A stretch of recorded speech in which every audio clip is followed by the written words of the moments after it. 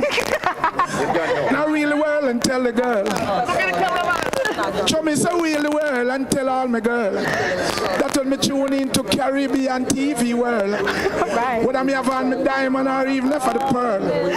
Of all the girl them with a Elaine or the one named Merle. Sometimes I find the other one them call her Cheryl. Me no in and nothing with the one of them call name Earl. You understand? But give me all of the lovely ladies. Mac Daddy fat up them belly and give them plenty babies. Who you eat? No feel no way. Mikey Jarrett say. Tonight we have a very special guest that we are so glad to have with us. And you know what?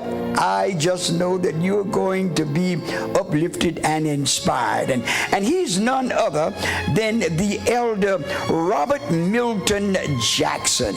And he comes to us all the way from the city of Chicago, being one of the associate ministers there in the church of the Seventh-day Word of God there in Chicago, Illinois, under the great leadership of the pastor who is Pastor John C. Lewis and all the wonderful saints there in Chicago. Well, praise God, they're visiting with us tonight, and we're so glad to have him as a guest. Elder Jackson, welcome to Philadelphia.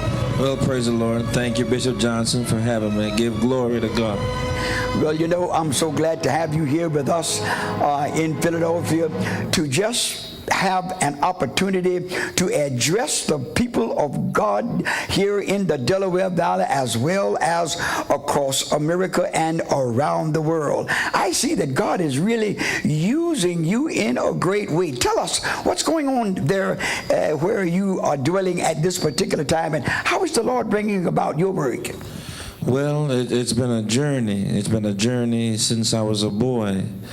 The Lord has, I truly believe, taught me from His Spirit, taught me from His Word. As a boy, I remember of 7 reading the Bible and looking in Psalms 1, and it said, "Blessed is the man who meditates in the word of the Lord day and night. He shall be like a tree planted by streams of water, whose leaf does not wither, and whatsoever he does prospers." And as I remember that word as a boy, God illuminated it to me. When I said God, I mean Jesus now. I mean Yahweh. And we want to make that plain. We're here to give glory to Yahweh, to Jesus, Jehovah. And God illuminated that word, and this my daily Bible study, my daily meditation in the Word. Now, as I got older, when I was 14, you know, it's a funny thing, I was at work cleaning out a pool. God would often come and find somebody doing something and put them to work. And I looked up, and He opened the heavens to me. He showed me the glory is all I can say. It was a circular, it's not a rainbow now, but it was using rainbow colors. Just, I can't even describe it. Words fail me, can't tell it, can't even spell it. But God showed it to me at 14, and I knew that there was something else. I knew when somebody else might have believed, I knew. And then I started living, you know, children and the rest of it, and marriage and just living, but kept reading my Bible, my daily meditation. And when I looked in the book and I looked at my life, I got frustrated because there was a difference. The life of Abraham, the life of David. You study the Bible, and when a man gets with God, there's something going on.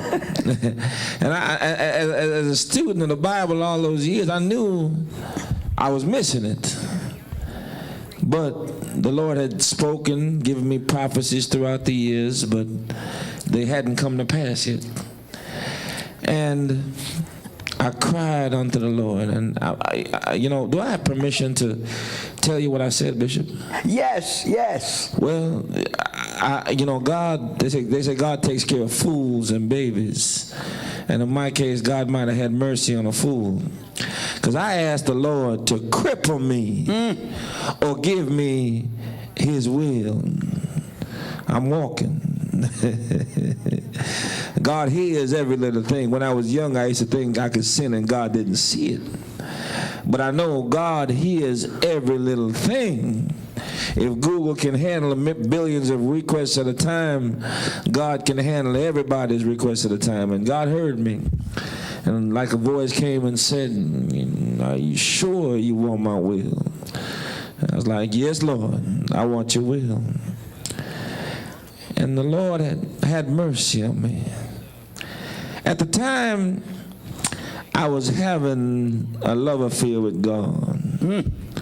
I was going out in the park in Chicago, around by Howard and Ridge, and I was kissing the dirt before the Lord. I was trying to do it when nobody was looking. And God was, I remember one time I was kissing the dirt and the police came. They thought I was drunk. They say, no. I said, I'm praying. They say, you're drinking. No, I'm praying, man. Another time, I was bowing down, kissing the dirt, and the police came again, and they thought I was trying to set a trap as a serial killer. It was amazing. Then another time, I'm praying, kissing the dirt. Then a Hindu man comes to me and says, I've been watching you. And he said, he saw glory come down. He saw a whole bunch of lights and stuff, and he wanted to know what I was doing. I said, I was just praising Jesus, worshiping Jesus. That Hindu man accepted Jesus. That's when I knew the Lord, just like he had sent the fire down and taken up the sacrifice of Abel, he had sent the fire down and taken the sacrifice of my life.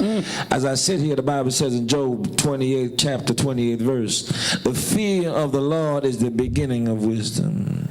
To turn from evil is understanding. And I fear God. I love him, but I fear him. I mean, I got to I call it the covenant of the legs. I get in sin, Bishop, my legs start to hurt me. So I got to walk straight. I got to keep every commandment of God. Because I asked him to cripple me or give me his will. And I often say I pray to do his will with skill, and God, please pay all my bills.